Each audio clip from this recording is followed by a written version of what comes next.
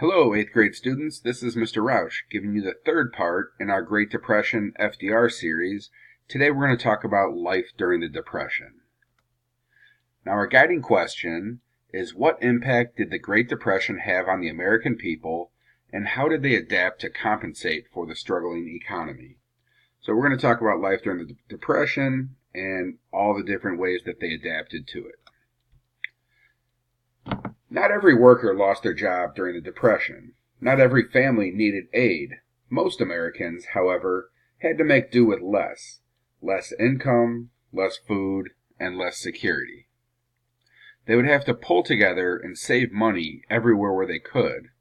A lot of families would share their homes with other family members, grandparents, uncles, and as many people they could fit in a house. They would do whatever they could to save money.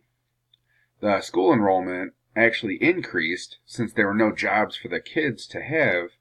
The kids were forced to go to school and they couldn't help out and work and help out their family. The times were so bad that some men had to leave their homes and their families in search for work. And while they did that, women would save money during the Depression by sewing their family's clothes or making their own clothes. They would bake their own bread or their own food, and they would also grow and can their own vegetables. So they were doing whatever they could to save money. Women also joined the workforce, and some families relied on their salaries since their husbands could not find jobs. Franklin Delano Roosevelt appointed Frances Perkins, who was the first woman ever to serve in the cabinet. He also named more than 100 women to federal posts. One of the women was Ellen Sullivan Woodward, who started a program to give jobs to women. And in 1932, Hattie Caraway of Arkansas became the first woman to be elected to the United States Senate. The best-known woman in American public life was Eleanor Roosevelt, who often acted as her husband's eyes and ears. She made many fact-finding trips for the president because polio had limited his mobility. Mrs. Roosevelt campaigned vigorously for women and minorities and other humanitarian concerns. To make matters worse, the southern Great Plains suffered an environmental disaster during the 1930s. The hardest hit areas were western Kansas and Oklahoma, northern Texas, and eastern Colorado and New Mexico, which was called the Dust Bowl. The Dust Bowl was where millions of acres of sod were cleared for planting wheat, since people needed to grow more crops. But they didn't know that the roots of the grass were keeping the soil in place. So the 1931 drought caused the crops to die and the soil to dry out. And then the strong prairie winds simply blew the soil away.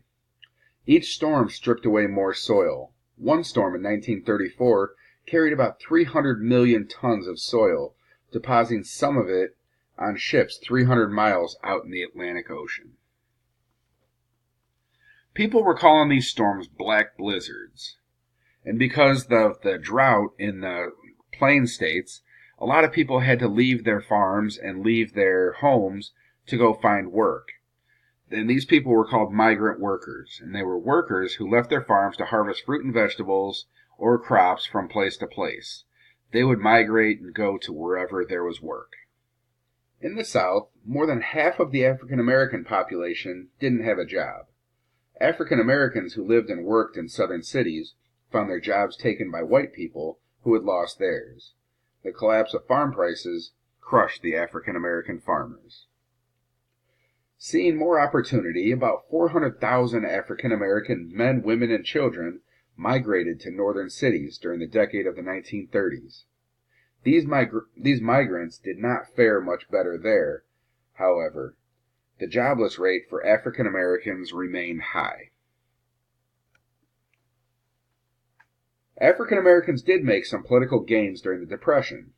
President Roosevelt appointed a number of African Americans to federal posts. He had a group of advisors known as the Black Cabinet that included Robert Weaver, a college professor, and Ralph Bunche, who worked for the State Department, and Mary McLeod Bethune, who established Bethune-Cookman College in Florida, and that she also served as advisor to the Black Cabinet. The 1930s did bring some benefits to Native Americans. The new head of the Bureau of Indian Affairs, John Collier, introduced a set of reforms known as the Indian New Deal. There he halted the sale of reservation land, got jobs for 77,000 Native Americans in the Civilian Conservation Corps, and obtained Public Works Administration funds to build new reservation schools. The most important thing that he did was he pushed Congress to pass the Indian Reorganization Act of 1934. This law restored traditional tribal government and provided money for land purchase to enlarge some of the reservations. In 1932, there was about 2 million Hispanics that lived in the United States, and a lot of the people in the United States resented them, saying that they took the jobs from the American citizens. Now, many of the Americans demanded that they go back to Mexico and were encouraged to go back there. Many of them ended up going back not by their own choice. They were forced to go back. They were bought one-way tickets to Mexico, or they were just shipped across the border. So more than 500,000 Mexican Americans left the United States during the early years of the Depression, often forced or involuntarily. Some hard times helped radical political groups gain ground in the United States during the 1930s. Radical groups advocate extreme and immediate change. Socialists and communists view the Depression not as a temporary economic problem, but as the death of a failed system, and they propose sweeping changes. One of the political developments that caught the attention for many Americans was the rise of fascists in Germany and Italy. Fascism is a political philosophy that holds the individual second to the nation and advocates government by dictatorship. In 1936, the Spanish Civil War began. Germany and Italy supported fascists who were trying to take over the Spanish government. Although the United States remained neutral, more than 3,000 Americans went to Spain to fight the fascists. There were two separate ways that people entertained themselves and would try and forget about the hard times of the Depression. The first one was escapism, which is light or romantic entertainment that helped people forget about their problems. This was usually a movie, a radio show, or a soap opera. Now, the other way was social criticism, which are portraits of the injustice and suffering of the Depression-era America. This is where we would have writers, painters, and photographers that would portray the realities of the Great Depression and how hard it was on the people. So Americans would escape by using radio. They would listen to soap operas, which are daytime dramas sponsored by laundry detergent. That's why they got the name soap operas.